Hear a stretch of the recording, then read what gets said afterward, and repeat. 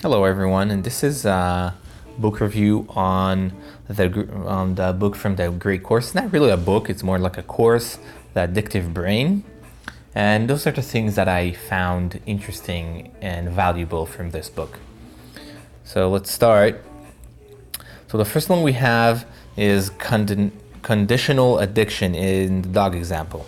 The dog gets excited even when he sees people get into the room because he knows that afterwards the reward will be given.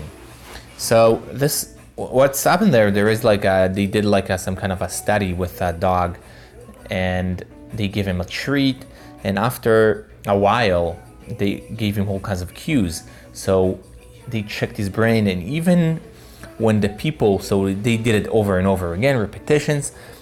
So they found out that even when the people got into the room, the dog knew that reward will be given, so he already got excited. So the actual reward itself, let's say some kind of food he likes, does not necessarily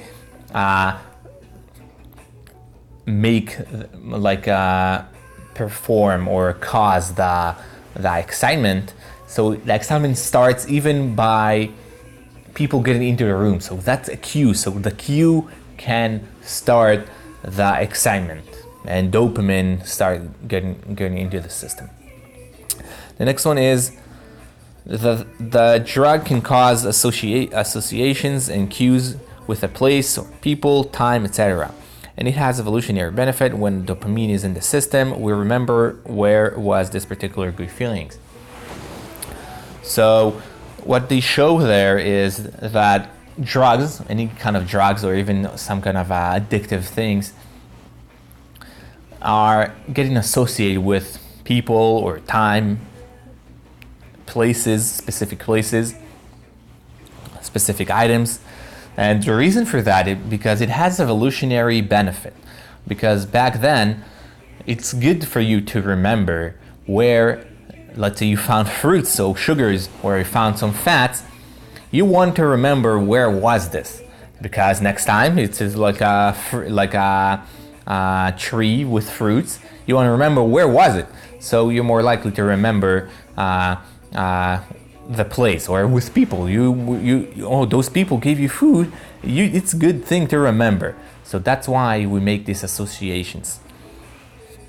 The next idea is drugs and addictions are directly correlated to a decrease in the frontal lobe that is responsible for inhibiting unwanted behaviors.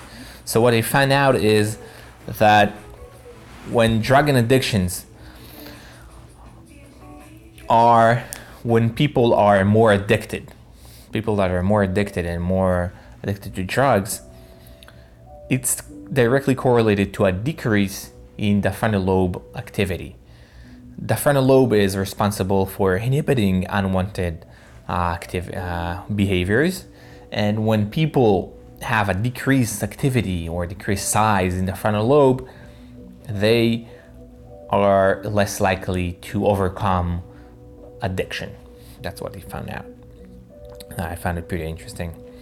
The next idea is genetics has a big effect on the person's addictive tendencies, which is really interesting. So there is like a big controversy, I think, whether, or people don't really know that, but they show that there is a lot of factors that goes into genetics. So there is a big effect, or someone can have much more tendencies to get addicted than other people. So some people say, oh, it's that easy. It's easy to not smoke cigarettes or something like that. It's easy to do such as this and that. But you can say that it's easy for you to overcome any kind of addiction, but it's not easy for someone else, because some people has more addictive tendencies genetically, so they're more prone to addictiveness than other people. And it's really interesting to remember that. Very important. The next idea is some drugs can hijack a receptor, so other drugs cannot influence that receptor. This is how counter drug works. So the drugs into the brain, they usually works on a receptor. So there is a receptor for that drug, And some drugs will hijack a receptor and won't let any other substances to get into that receptor. And this is how also counter drug works. So there is like Xanax works for when you have some anxiety or so of some sort. So what it does, like I'm not sure it's like this particular option, but what it does is a particular drug will hijack the receptors and let's say the stress hormones won't get attached to that receptor, so only one can get. It really depends how and when, but that's the idea. That's the main idea. The next option is nicotine cues such as pack of cigarettes will release dopamine, which creates craving. So this is like going along with how cues work. So when some people addicted to nicotine, sometimes a pack of cigarette will release dopamine by itself, and this is like the same idea with the dog example. So even with seeing this, dopamine will start get released, and then the craving will be created. So you will want it because dopamine is in the system already. The brain is anticipating something good, and you are more likely to want it. Then when you just sit down and don't see a pack of cigarette, the dopamine didn't even start, and you don't have that much craving.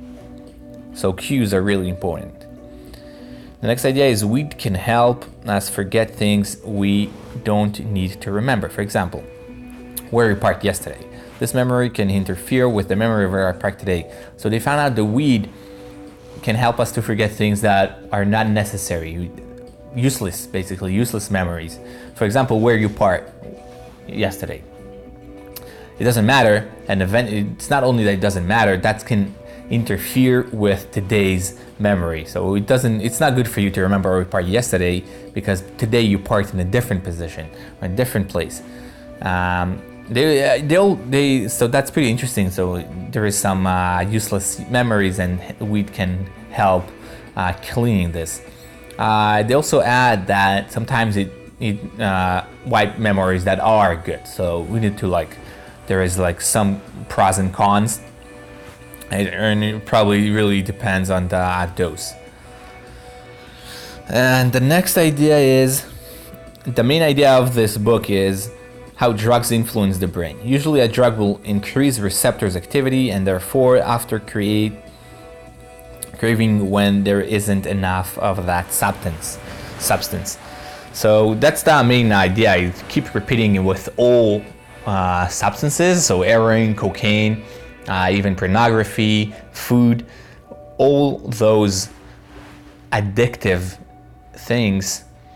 There is one thing that is common to all of them, is that the drug or even the idea or cues from the drugs will increase receptors activity and sometimes release more dopamine, and this increased dopamine in the brain will create craving because